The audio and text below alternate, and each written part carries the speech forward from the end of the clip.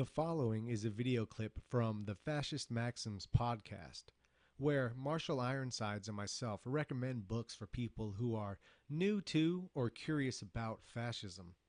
While some of the recommendations are books that specifically deal with fascism, its policies, and principles, some of the other recommendations are books that have nothing to do with the political aspects of fascism in itself, but deal more so with the mentality and spirit of the fascist.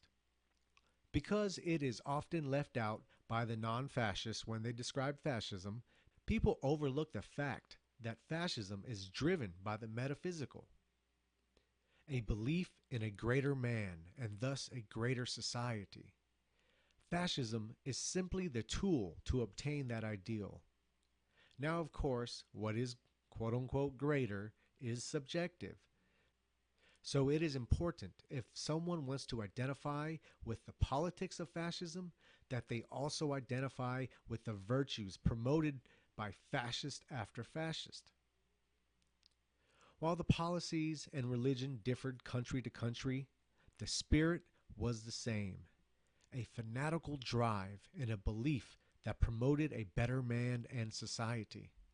This better man, idealized by fascists, was defined by his virtues. You can call them higher ethics, masculine virtues, or whatever else you want. It does not matter. What matters is all fascists around the world, while differing in ethnicity, religion, region, and race, all define the new man as someone guided by virtues of honor, honesty, courage, sacrifice, loyalty, unity, steadfastness, exploration, among other things. Basically, our core values before the modern age. So, while some of the books recommended will help you understand the policies of fascism, the others will help you understand the spirit of fascism. But that's what it is. It's striving for better self and better society, and this is I've read fascist doctrines from Chile to Germany, and it's always the same thing. It's building a better society, better person, and the fact, and I think, and this is again a topic for another episode, but I think we're in an era where fascism is going to start being accepted by people, and I think once they find out how positive and how forthright this political philosophy is, they're going to be very angry at the people that told them different. They're going to be very angry at the people that told them porn and Big Macs was what American liberty was all about. So I look forward to that day, and it's slowly starting to head that direction now. But with that said, like I said earlier, our enemies defined fascism, and so they put this real negative connotation on it, and it attracts a lot of shit because of that, and we have to filter through that to find the learned fascists. And unfortunately, there's all too few out there. There's all too few. There's a lot of people that call themselves fascists on the internet, but there's all too few fascists, learned fascists on the internet. So we hope to bring them on there. But as far as newcomers or people curious, what reading selection would you give them? Let's run through a couple books that you would recommend to the newcomer or the curious person so they can get a grasp on this fascism. What is it about? In terms of understanding the underpinnings of the movement, Nietzsche is definitely a start in the right direction. And to that end, there has to be a bit of a caveat, because Nietzsche can be, I like that he doesn't construct a system. He writes in aphorisms, these nice little chunks that you can sit there and chew on.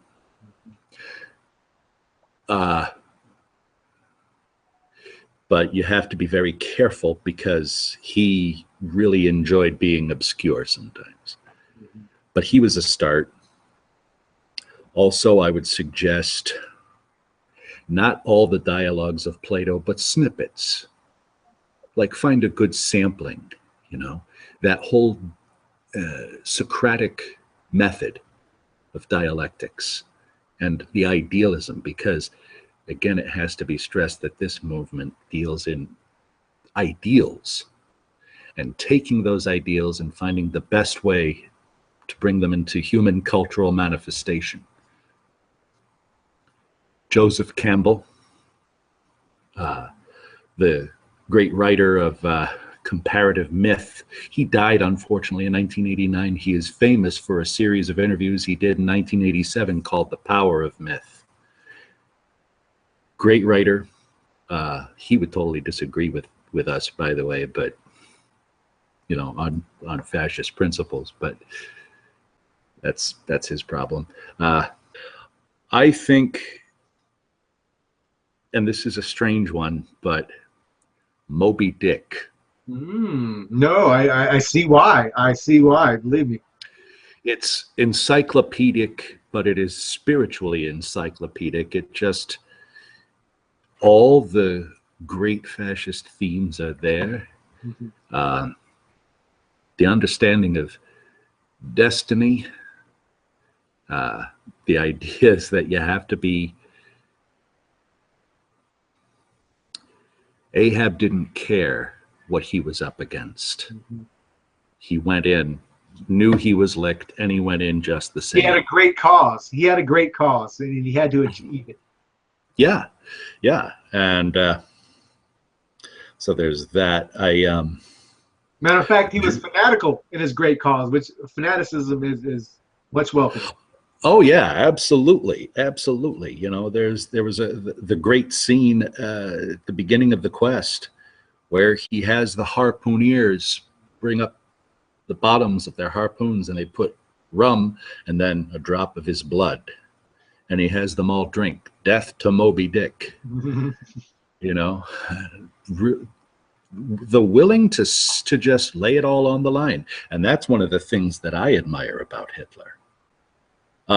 Another, well, book that I only recently discovered. We've been talking about the Codex Fascismo by H.R. Morgan. Really got to take my hat off to this individual. He did a really fantastic job in gathering so many disparate sources. And I'm reading it slow on purpose because it is like cognac for the soul. You know, it's just sweet, very sweet. You know, and I also suggest that a fascist should have some familiarity with Marx. Not to go in for Das Kapital and the heavier books, but just to get an idea of what we're up against. The manifesto? Yeah, a little bit, especially, you know, there are certain, even back then, the Marxists were saying that they wanted to erode the foundations of the family.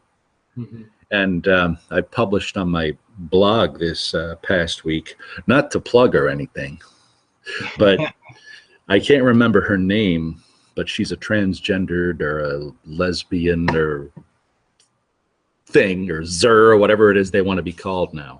Right. But she admitted that the point of this whole transgendered thing with the bathrooms and all of this is they want to overcome sexual duality, and that they are taking aim at the underpinnings of the family.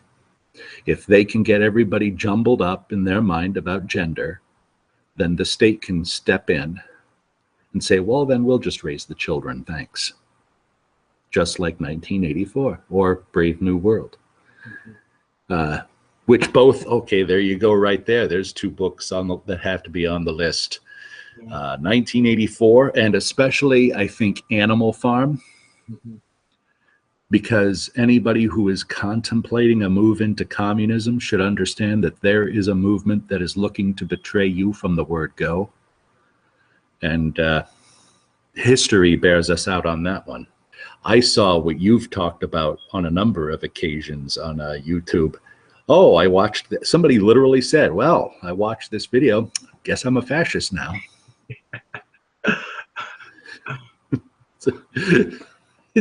I've had people who've watched some of my videos and thanked me for making them a fascist, and then 2 weeks later saying I wasn't a fascist. So yeah. A few books now. First, like, and this is completely, this person wasn't a fascist himself, but Catechism of the Revolutionist by Sergei Nietzsche. He was more of an anarchist. This is important, I think, because this gives you the mentality a revolutionary needs. And it's not to say word for word what's in here, but it's the spirit of what's expressed in here. You'll realize, because people throw around the term revolutionary way too frequently, and you'll realize why you're not a revolutionary until you take this mindset that's in this short little pamphlet. So even though he was an anarchist, I guess you can describe him as, he was very fanatical and passionate about his cause. He died in prison. They even offered to let him out of prison, and so he would snitch on his comrades. And he punched, the general. They came in there and asked him to do that, and then he chained him. And he later died because of illnesses in prison. But it really captures the soul of what is needed for a revolutionary mindset. Next, Runaway Horses by Yukio Mishima. Now, this is the second book in a 4-book series entitled The Sea of Fertility. Yukio Mishima was a fascist in Japan, and he tried to revitalize Japan's emperor and their older culture that got destroyed in World War II.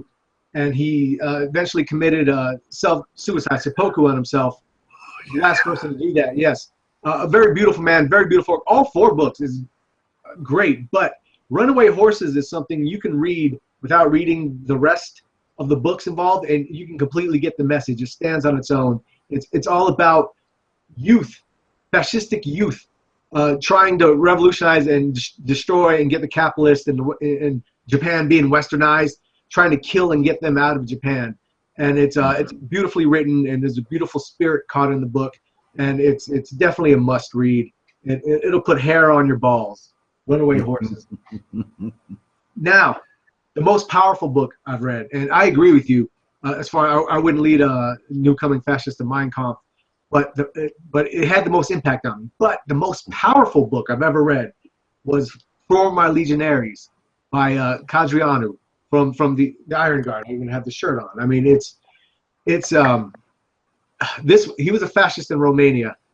And his sacrifice, his will, his determination is unmatched.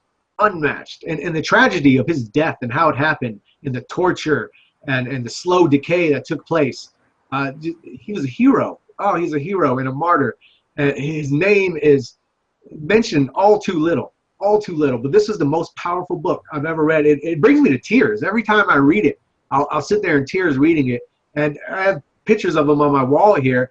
And there are nights where I can look at it and seriously come to tears thinking about his sacrifice and what he's given, and think about how much of that's been forgotten and how noble his cause was. His whole story is in here, his life story, and it's a wonderful life. It is a must read if you want to see what the fascist philosophy brings out of an individual. You will find it in this book. Now, he was a great man. Oh, he was a great man.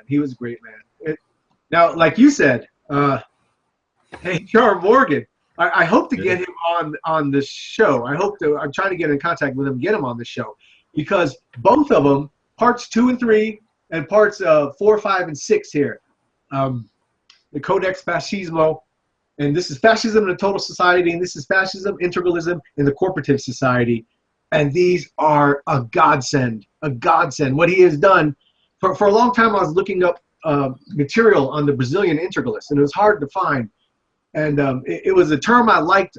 In 2010, we started a website, American Integralism, and so I love that term. And I took it from the Brazilians, and we tried to incorporate it here. But for the longest time, I was looking for the material. You could only find a little bit online. He took the pain to translate so many works from so many different, the Sinarchists in Mexico, in Chile, the National Socialists there, in Brazil, the Integralists, and De Rivera in Spain. All of this stuff translated and brought forth to us in these great books. These are definitely, you have to have them for your library.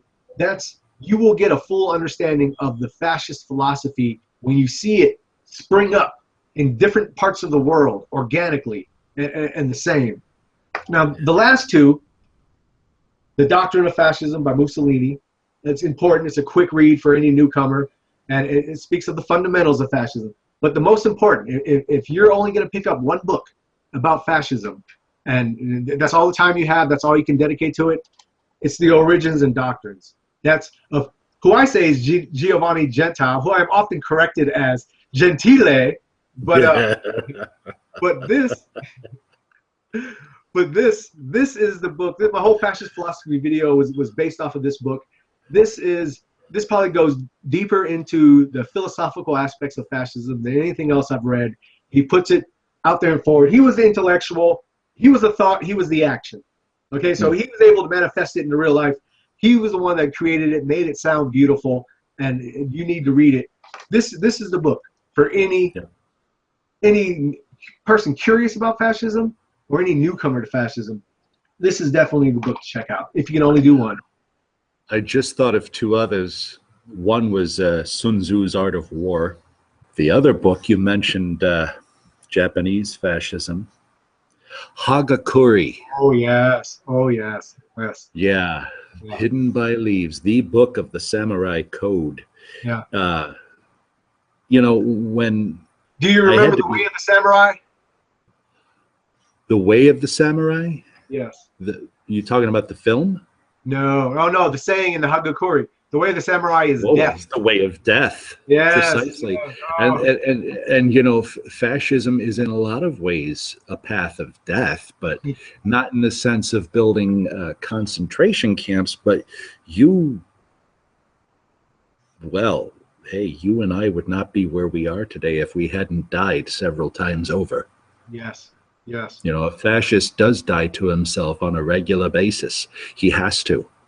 Otherwise, he can't ascend to the light, and that's exactly what the samurai ethos is all about.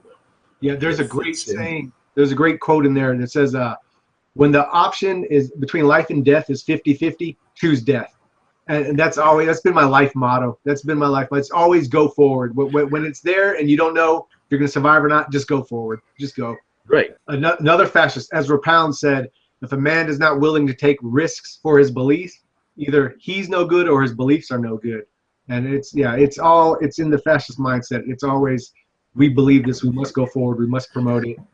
What strikes me is, it's funny you brought up, and we can bring up the Book of Five Rings too. That's another great one from the samurai culture. But sorry for the abrupt cutoff, but that was the end of our conversation about books. Feel free to add your suggestions in the comments section. Being a fascist isn't simply a political decision, but a way of life. Learning the spirit of fascism is vital to becoming a fascist. In a time where fascism is demonized, not more fascist websites or members in name only are needed, but philosopher warriors instead. Or cultured thugs, as Jonathan Bowden used to call them. People strong in body, mind, and soul. Books, especially books like the ones mentioned in this video, help build that strong mind and even helps feed the soul.